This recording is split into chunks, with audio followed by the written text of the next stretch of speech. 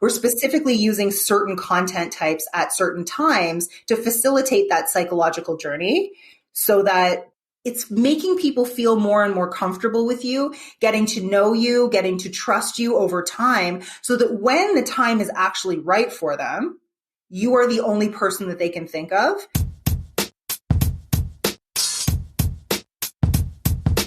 You're listening to the Real Estate Sessions podcast. Join us as we get the stories of the leaders in the real estate industry.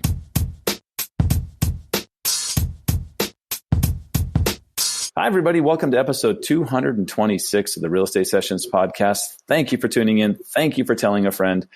And I'm excited to head back north of the border once again. We've had some great guests from the Great White North, and today is no exception. Today, I'm going to be talking to Jess Lenouvel, who's a coach, used to be a realtor, used to be a high-end realtor. So she's got this great breadth of knowledge about the world of real estate. But what she's doing now is helping people.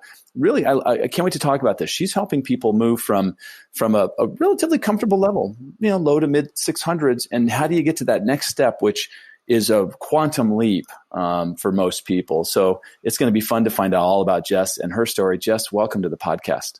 Thank you so much. I'm really happy to be here. Thanks for having me. You're welcome. Thank you. And I saw you're Toronto. I love it. I always quickly share my one trip to Toronto was to see the Sky Dome, and I stayed in the Sky Dome Hotel. So there you go. Yep. Okay. Everybody. Okay.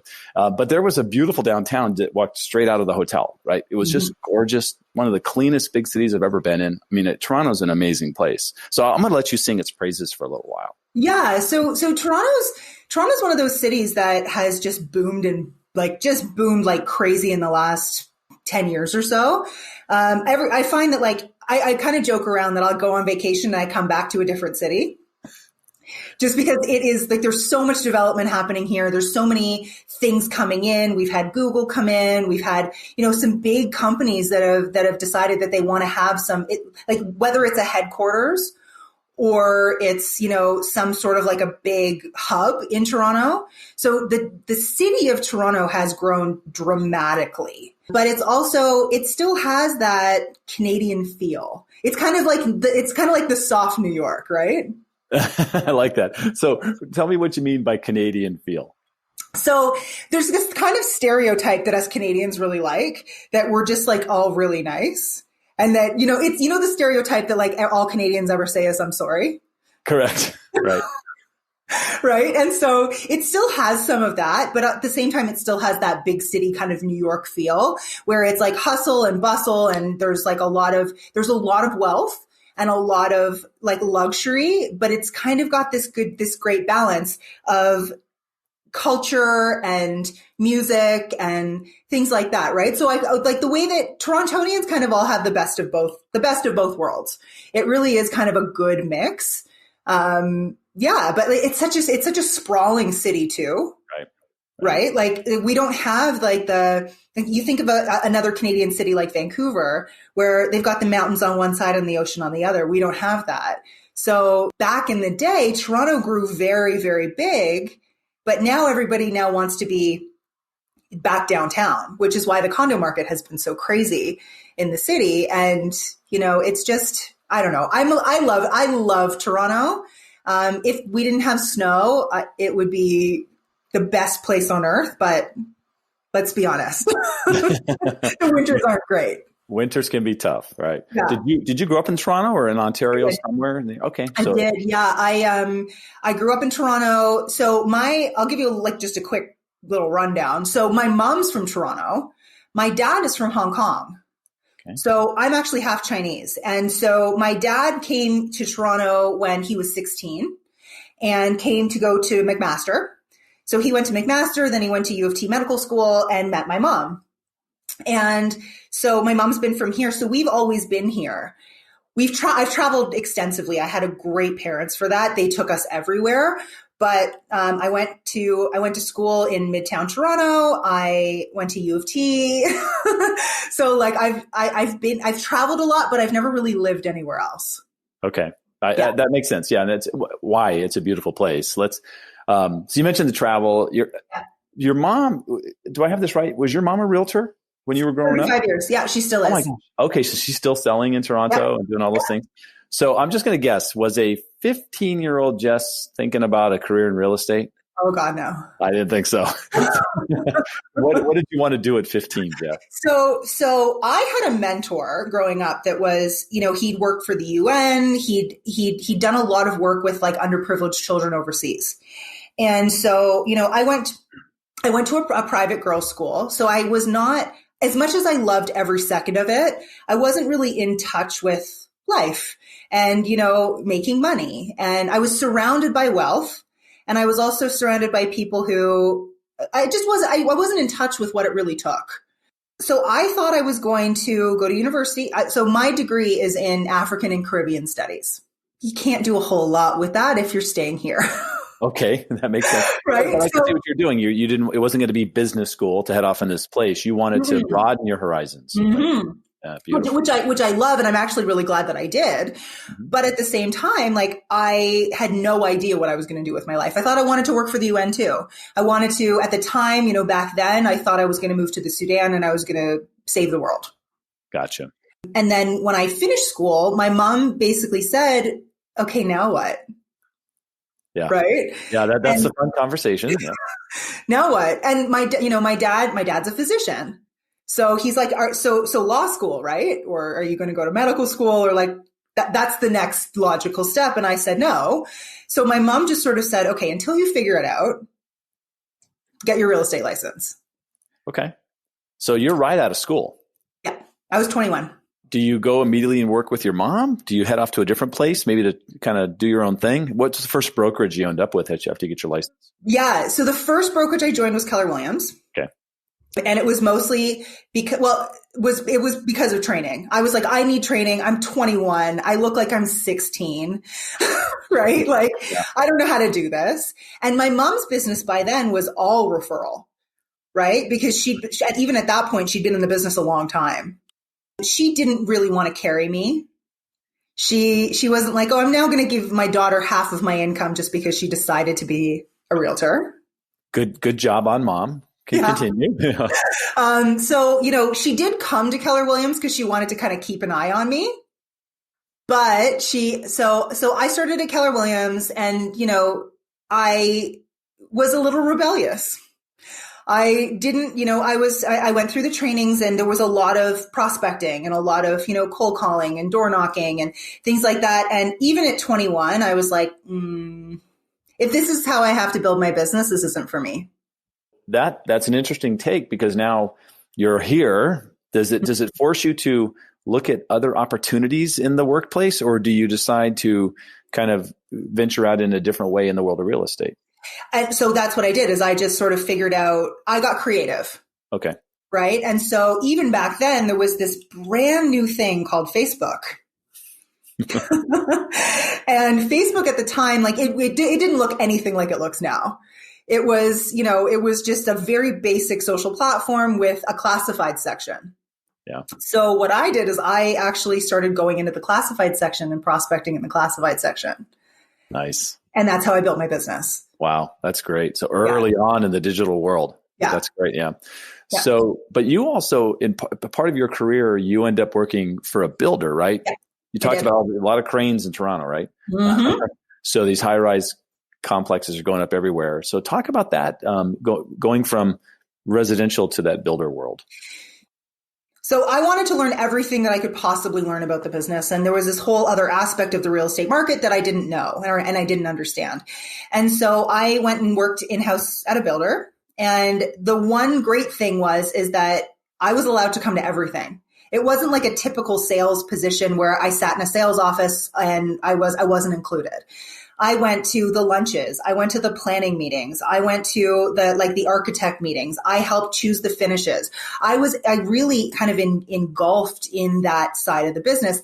So I only did that for a year, but I learned so much in a year. Yeah. And I kind of carried that with me. And really there's a lot of, not to be disparaging, but there's a lot of agents that sell things or do things that are not their specialty, that they don't have a lot of experience in. And so I never wanted to be that. I never wanted to be in that situation where I was thinking, you know what, I'm not super comfortable here, but I'm going to pretend that I am. Yeah. Right? The whole kind of fake it till you make it idea. That's tough with someone's biggest asset. 100%. Right. Yeah. So really from like a comfort level and also from like an expertise and a niche perspective, right? Like here was this booming Toronto pre-construction market. I wanted to be part of it and I wanted to do it properly. Okay. So you're in that phase of the business until 2017, and something happens in 2017 for you. Is that a fair way of putting it? I think that I am the youngest midlife crisis in the world. Let's elaborate on that. So I was in Hawaii with my husband. I had the perfect business. I had the dream business. I took 2.5 months off a year. Every 2 months I went on vacation somewhere. I only worked 8 hours a day. We were doing hundreds and hundreds of deals. Everything that like everybody wishes that they had. And I don't know. I'm in Hawaii with my husband. We're driving. I'm so happy. I feel so at home there. And I start to cry. I'm not really a crier. And he looks at me and he says, what's going on with you? And I was like, I don't want to sell real estate anymore. And he was like, oh, wow. Because that's our whole life. Our entire lives are built around my real estate business. It's not only assets that we have, but assets that are not yet built that we have that we need to pay for, like just everything. And I just said, this is not what I'm here to do. This is not, I didn't choose this. This isn't for me forever. It was by far the scariest thing I've ever done in my life. My parent, it was funny. My very conservative doctor father was fine. He was just like, oh yeah, of course. I didn't think you'd do this forever. But my mom's a firecracker. It was her who said, oh my gosh, really? What are you going to do? And her panic started happening. Yeah. Right? Somebody had to panic. Yeah. So she panicked. Okay. And it was just, for me, honestly, the transition happened very quickly.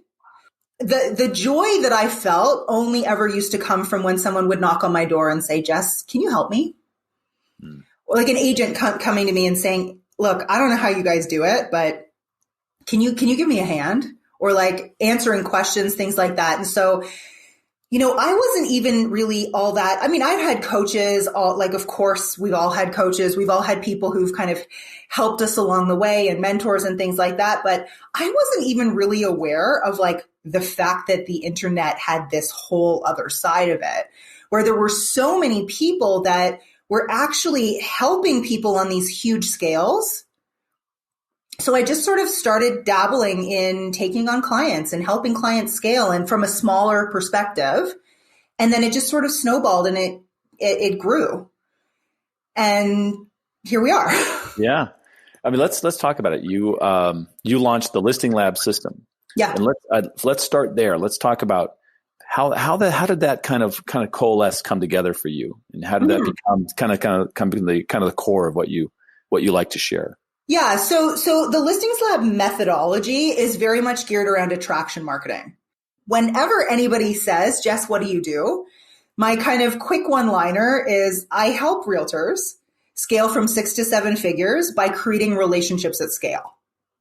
So that's what we do, right? So instead of taking the relationships out of the business, which is what a lot of digital marketing does, tends to treat people like leads, and it becomes a numbers game, we're doing the opposite, where we're treating leads like people. And it's not just kind of a throw spaghetti at the wall approach. It's very much, let's target a specific type of person who you want to work with and who is going to resonate with who you are and what you're doing in the world. Being able to have that bigger relationship and that bigger impact on that person's life. And then being able to find those people from a digital capacity and build relationships using psychology to, effective psychology, but not manipulative psychology, to take that person from stranger to client. So we're building that know, like, and trust factor. And really at the end of the day, that's what people need in order to come to you. And a lot of it, like a lot of real estate issues that people have with lead generation online is the nurturing, right? The fact that like 80 to 90% of people, when they come into your world, they're not ready to do something today. Mm-hmm.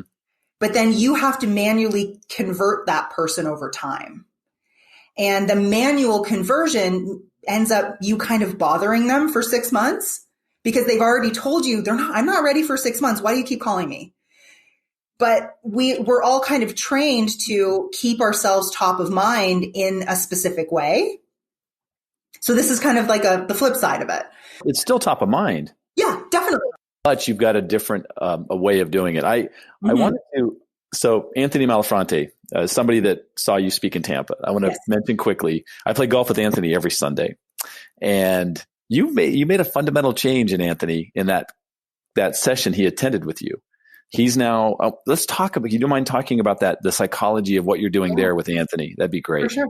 Yeah, absolutely. So when we're talking about using psychology for marketing, there's certain things that people need. And there's a kind of there's a comfort level as we go along, right? So not to be crude, but when you walk up to a stranger on the street, you're not going to not pat them on the shoulder and just say, hey, can you give me a kiss? You work up to that. Right. Right. So what I mean by that is like, when someone first comes into your awareness, the first thing that you want to know is, are they actually an authority? Is this someone that I should even listen to? And so from there, we're talking about building authority or positioning someone as an authority first so that you're not just, some kind of talking head somewhere. Mm-hmm. And then from there, then we want to build in that relationship of, personal beliefs, personal philosophy, personal story, because those are going to be your human connectors. And those are just as important. Humans, all of us, we make decisions using logical and emotional drivers. But a lot of the time, especially when it comes to making a bigger decision, in real estate, for instance, the draw towards an agent or the draw towards a property is always going to be emotional first. Right. So what we're doing is we're using that human connection and we're building that human connection off of something that is real and authentic. And that's Anthony's face? It's Anthony's face, but Anthony, who he is inside. Oh, that too. That's right. Yeah, no, right? It's been great. He's really embraced what you were talking about, and things are now. It's Anthony's in the shot, and you're getting this much better look at him instead of maybe just what he's looking at. Is that fair? Yeah. And I think that the mistake that a lot of people make when it comes to marketing for real estate is they tend to hide behind their logos. Mm-hmm. And if you even think about the change that's happened in any marketing in the last 5 years, it's no longer just people don't buy brands, people buy trust and they buy that human connection, right? So even just as an example, like Tesla, for instance, when you walk into a store and you buy a Tesla, you're not thinking that you're actually going to talk to Elon Musk, but we all know who he is. So that celebrity of behind the curtain of the brand is now a thing. It's the same reason why there's so many sponsorships and so many Nike uses, these big athletes and things like that. Those kinds of, it's transfer of trust, right? So people don't no longer trust something that they can't actually see a person or a human behind. And so, especially in real estate, that is such a personal decision. That's what we're trying to build. We're trying to build that relationship and build that connection and build that authority so that you're hitting all the different types of people and how they make decisions. And so you're giving everyone everything that they need. Right. Your decision to start to people that were already kind of in the 6-figure level. Yeah. I find that, well, first of all, really smart. And because these are people who already have had success and who will be able to implement. Because that seems to be a big problem with people that are relatively new to the business. Yeah, is that was some of the rationale behind it? So there was a couple of reasons why it's not that this methodology doesn't work for everybody. Okay. Our focus is that 6-figure to 7-figure realtor because part of it was a personal decision. Mm-hmm. Who do I actually want to work with? right? And what level of human do I want to be working with? But on top of it too, I'm a really big believer that what I'm doing is I'm giving people a microphone. I'm giving them a bigger platform to get not only their business to grow, but this is also about growing a platform that they can use for other things. Right. Which is the other reason why we're pretty picky about who we bring in. Right. That makes sense. We're careful about the type of human that we also give these tools to. Right. But because we're giving someone that bigger platform, I want to make sure that they're actually legitimately good at what they do. Yeah. And that they are client focused and they've had some success and they legitimately are an authority. I don't want to be positioning someone as an authority who's not. ROI means something much different to you and your clients. Yes. Can we talk about that? For sure. Yeah. So for us, ROI stands for relevancy, omnipresence, and intimacy. So these are the three pieces that we believe are the three components that you need in order to have, from a lead generation scaling standpoint, you have to have these three pieces in place in order to really, really boom, really kind of explode your business forward. A lot of people think that they have these pieces in place and they don't necessarily have them in place the way that we suggest. So from a relevancy standpoint, relevancy is your marketing message. Right? So a lot of the time, agents tend to try to be everything to everyone. I buy, sell, invest, rent, land, commercial, whatever the things, right? I'll take any business that you're willing to throw at me, which is fine. But from a marketing perspective, it's a disaster. Mm-hmm. Because, and I used this example actually at a talk that I gave recently. The man who chases two rabbits catches none. And it's the idea of let's go after one thing and dominate that one thing or that one market or that one niche. And then from there, we can expand from there, right? So the more specific that your messaging is, the more relevant you're going to be and the more actual attention or eyeballs you're going to get on what it is that you're putting out there. Mm-hmm. I use this example sometimes, and it's not a real estate example actually. But I have a friend he sells life insurance, and he was running all these ads all over the place that were, just life insurance. And he was like, my cost per conversion is really high and my ads aren't doing well. And can you look at them?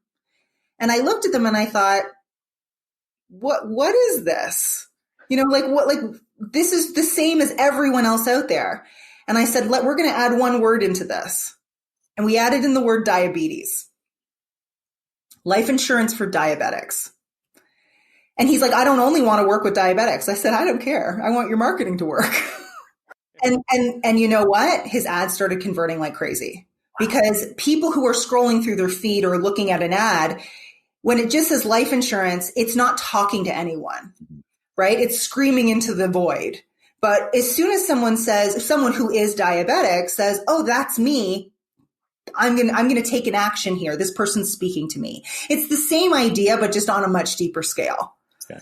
Right. So it's the idea of having a super relevant marketing message that then gets disseminated through omnipresence. So omnipresence is essentially the strategic distribution of that marketing message through retargeting. Okay. So what we're doing is we use 9 different types of content to take someone through that psychological journey. Right. So what we're doing is we're essentially building or growing a real human relationship just online and at scale, just like I said before. Mm-hmm. But so what we're doing is we're following people around the internet, but we're not following them around with just any old junk. This isn't just the random content that you sometimes see, right? We're specifically using certain content types at certain times to facilitate that psychological journey so that people are, or like it's making people feel more and more comfortable with you, getting to know you, getting to trust you over time so that when the time is actually right for them, you are the only person that they can think of. And you are already like internally and emotionally that choice. And so instead of having to, a lot of the time you sit down in a listing presentation for the first time and these people have no idea who you are or what you do. All they want to know is, will you give them the highest price that out of every realtor that they've talked to? And will you lower your commission? Right. It becomes a numbers game instead of like a trust relationship thing. You find that when you execute this plan, those conversations don't happen about price and commission because it's all trust. Yeah. Yeah, and the relationship's already there. Yeah, it's there. And so the I. Yeah. So intimacy. Yeah. So intimacy is something that I think a lot of agents think that they have because they do a lot of one-on-one stuff. But like, that's not what I'm talking about when it comes to intimacy. Okay. Intimacy is actually creating a real human connection. So it's conversation, connection, community, right? So those are the three kind of C's that we use within the intimacy portion of what we do. So, and what I mean by that, and the key to all of this is truth and vulnerability and authenticity. Sounds like a little Brene Brown coming my way. Yeah, there you go, right? So the idea really is that like, if you are willing to share authentically with your audience, they will connect with you in a different way. Mm-hmm. There's a lot of, and real estate's one of those, it's an old school sales business. So there's a lot of people in the real estate world that feel like they have to put on this show, right? I'll give you an example. So one of my best friends, she used to own this huge martial arts success business where she helped martial art school owners scale their businesses. And so she has this friend on Facebook who was a martial arts business owner, and he just got a real estate license. And she didn't even know what happened. Just all of a sudden, he went from like fun-loving, I don't know what his name is, let's say Bob. He went from like fun-loving Bob on social media to all of a sudden this super buttoned up, very stiff profile picture of him in a suit. And she was like, what happened? So she went on his profile. He became a realtor. And so that's this kind of like strange image that we as an industry feel like we have to project, and it's actually the opposite. Right. Right. So, my husband and I play this game when we're driving around the city, spot the realtor. Go ahead. Because you can see them, right? You can say, oh, that guy's in real estate for sure. Oh, Nelly. That's great. Now we got to start a new game in St. Pete. Okay, go ahead. And it's kind of like punch buggy, right? But for realtors. Okay, good. But at the same time, right? Like that's not how people connect. People aren't looking for the most stiff, most professional person. They're looking for trust. They're looking for that person who they know is actually going to not only have, and part of all of this that we, in terms of like what we're doing is we're actually building out proper systems and processes. Mm-hmm. We're actually building a real business within all of this marketing.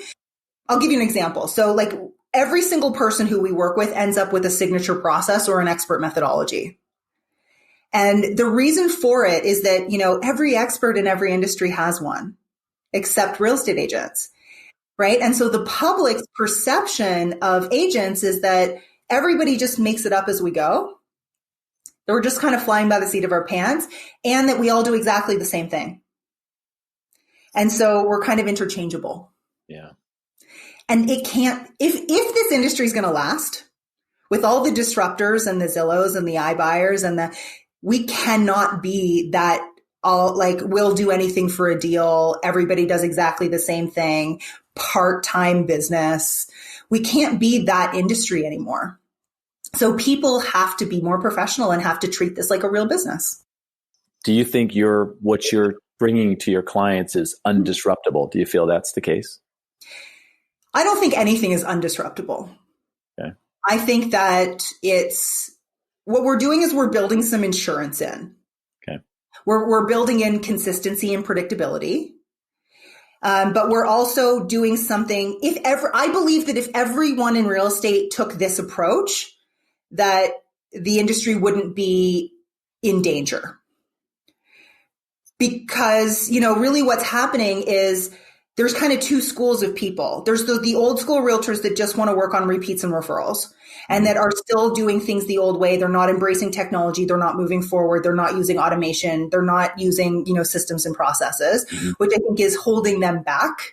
And they're leaving this hole for these disruptors, these tech companies to come in and essentially take that role. But then we also have the other side of the coin, which is the agents who are lead generating online, buying leads from Zillow, doing all of these things that are treating people like leads. And so there's no relationship in there. And so again, the human is not necessary in that role. And so someone else can come in and some other software can come in and treat leads treat people like leads.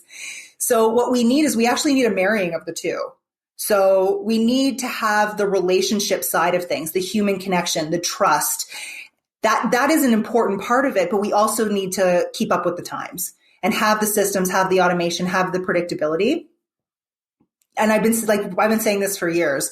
I think in the next little while, the number of agents is going to drop.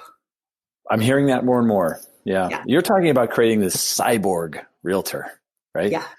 Part human. The best of both worlds. Part machine. Yeah. I love it. I love that. When you first start working with a new client, and I know you vet them very well before you start, but are there common issues, or we'll call them roadblocks, that you have to kind of power through? From a mindset perspective? Let's go there. Okay. Yeah, for sure.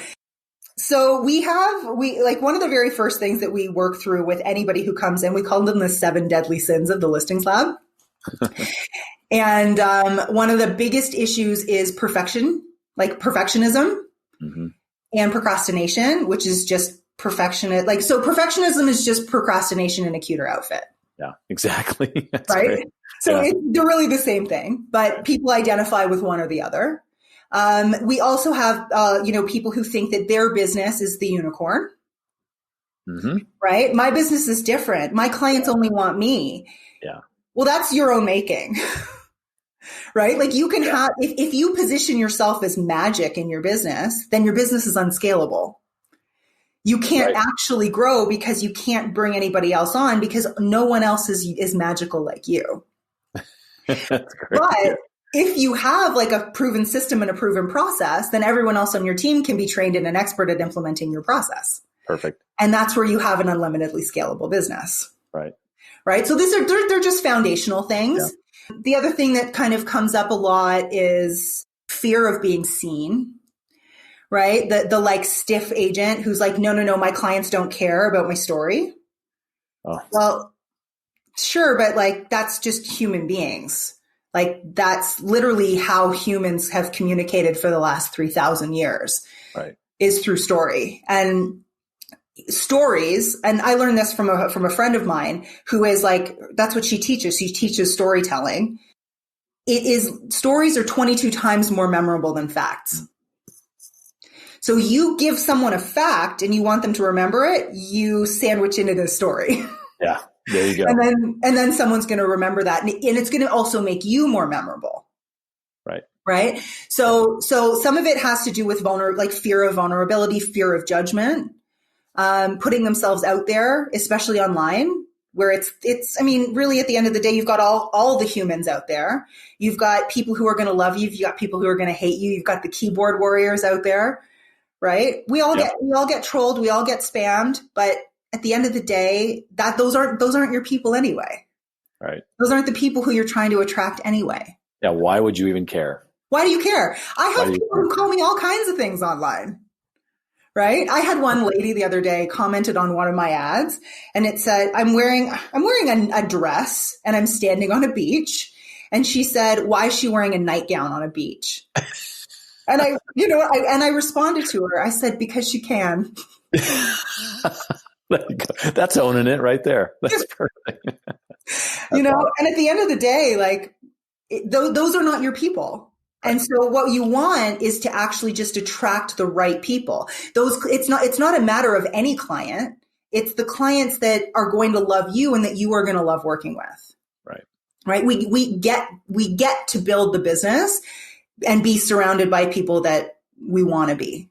Right.